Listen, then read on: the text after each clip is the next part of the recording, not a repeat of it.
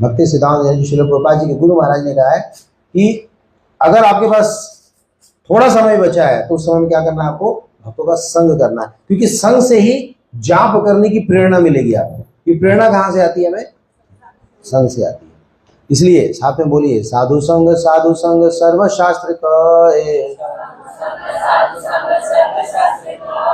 Love मात्र साधु संग सर्व सिद्धि होय।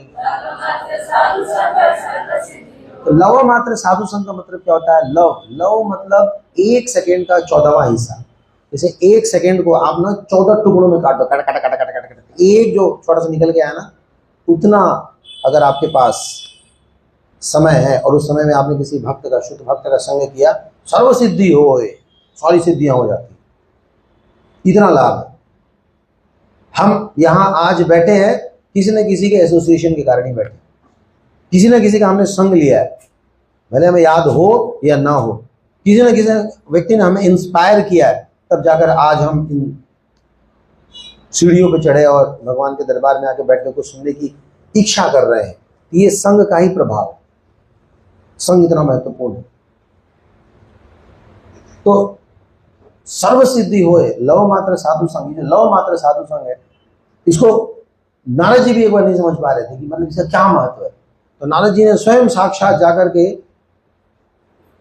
भगवान से पूछा उन्होंने, हे प्रभु, ये लव मात्र साधु संग कैसे समझ सकते हैं?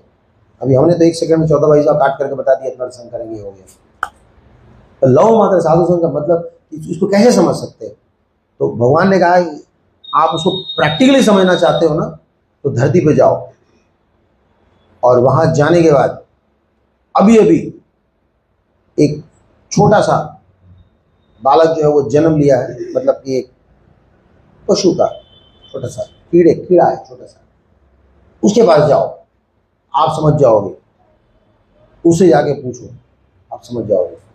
तो वो गया उनके पास, नारद जी गए उसके पास, और जैसे उसके पास पहुंचे ना, वो कीड़े ने क्या किया, नारद जी को देखा और देखते ही वो मर गया।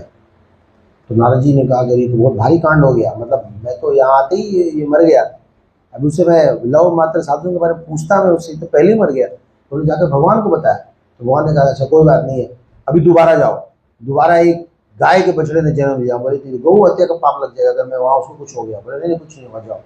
फिर गए और उसको जाके कहते हैं, बछड़े क्या तुम्हें पता है लव मात्र साधु संग इसका क्या मतलब है?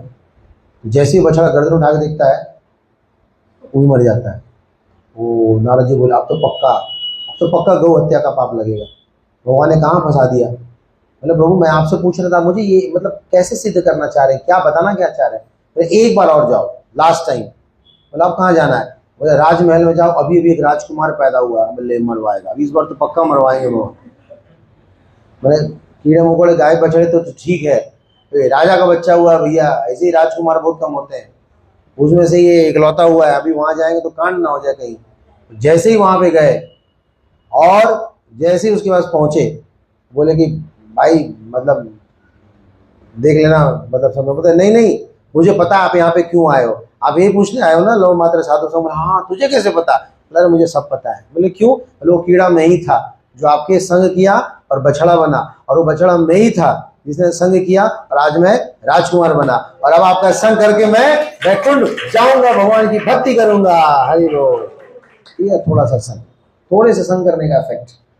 तो नारद जी का पल भर का संग किया उन्होंने, तो नारद जी ने किस किस को अपना संग नहीं दिया, कितने लोगों का उन्होंने उद्धार किया।